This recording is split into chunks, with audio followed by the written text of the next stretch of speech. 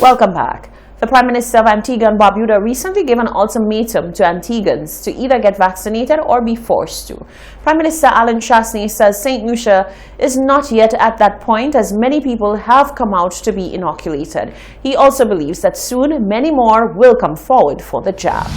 Antigua and Barbuda's Prime Minister Gaston Brown warned of a mandatory vaccination program in Antigua as he criticized people who were encouraging others not to participate in the national vaccination program aimed at curbing the spread of COVID-19. Brown is on record saying Antiguans do not have the luxury of not getting vaccinated, and that if there is no herd immunity within the next 60 to 90 days, there will be whipping and gnashing of teeth. In St. Lucia, over 24,000 people have received their first dose of the COVID-19 AstraZeneca vaccine. Prime Minister of St. Lucia, Allen Chastanet, has weighed in on the comments made by Prime Minister Gaston Brown, saying that St. Lucia is taking a different approach.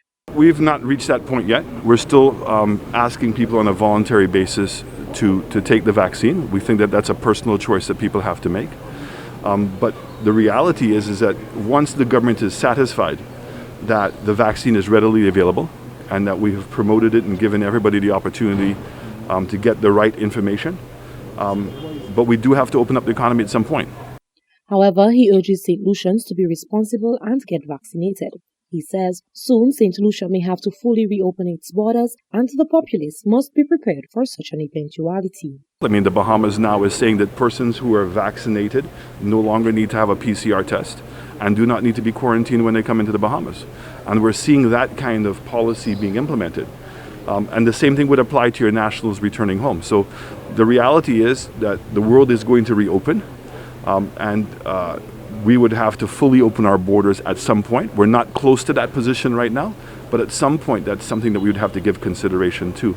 And so I am encouraging all St. Lucians to protect yourself, protect your family, and to help us recover our economy. And please get vaccinated. I think that there's enough information that should dispel any negativity that's been out there.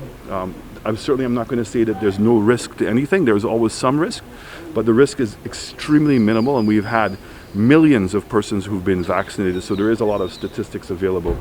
In order to achieve herd immunity, 70 to 90% of the population needs to be vaccinated or have immunity against the virus. To date, just over 3,000 individuals are fully vaccinated on island. Reporting for Hot 7 News, I am Genevieve Gonzalez. COVID-19 wardens are being commended by Prime Minister Allen Chastanet for their service. He indicated that they have served exceptionally well during their tenure, and further noted that now that they have training, they will be called upon if necessary.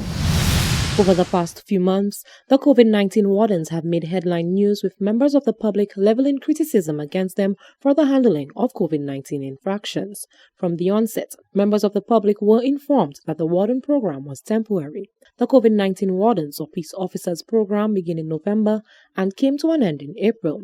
Given that the government is seeking to extend the state of emergency, questions are raised about the future of the initiative. Prime Minister Allen Chastanet has informed that if there is a need, the peace officers will be reinstated. Well, remember, the wardens were only supposed to be for a very short period of time, and we did extend the period of the wardens, and at least we now have better trained people. And if in fact we see it's necessary to bring back the wardens, we will. But we're really hoping that St. Lucians have learned and that people are adhering to the protocols much better. Prime Minister Chastanet says the reports of various individuals disregarding the authority of the wardens were distasteful. However, he is hopeful that the general public will continue actively adhering to the protocol. I have to say that there are certainly some districts in which we're a little bit disappointed to see the irresponsible behavior. Persons going to bars not wearing their mask and overcrowding. And that's certainly putting a significant strain on the police, and I'm really hoping that all of us will continue to adhere to the necessary protocols without the wardens. In November, approximately 200 peace officers or COVID-19 wardens were selected and trained for a 2-week period and were assigned to various locations on the island and tasked with assisting with the enforcement of all established protocols relating to the mitigation of the spread of COVID-19. Reporting for Hot 7 News, I am Genevieve Gonzaga.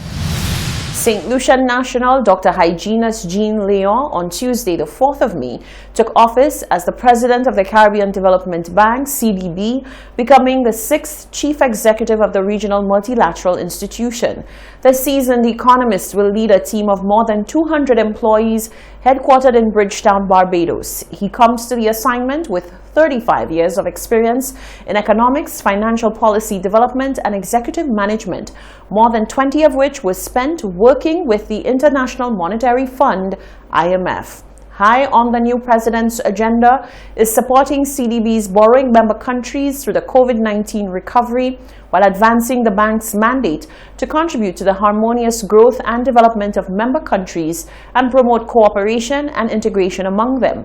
His vision calls for a comprehensive development approach across the region that embodies internal consistency to reimagine for sustainability, rebalance for systematic integrity, and reposition for competitive advantage and effectiveness. In other news, Mico North MP Dr. Gail Rigobert says she continues to be unfazed by her opponent, SLP candidate Jeremiah Norbert, amid concerns that she has not given adequate representation. The Mico North constituency has been held by the current MP UWP candidate Dr. Gail Rigobert since 2011. 10 years later, former police officer Jeremiah Norbert has entered the picture and is adamant that he will be successful in unseating the current MP. Norbert has expressed so much confidence that even the loss of his leg was not a deterrent and has seemed to have added fuel to his fight to gain that seat.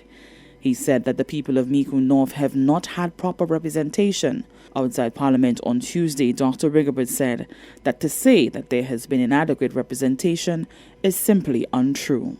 The people of Mico North are well aware of the fantastic work that we have done in the constituency, thanks to the stellar leadership and direction of our Prime Minister, Alan Michael Chasney, and the fantastic work we have done as a cabinet.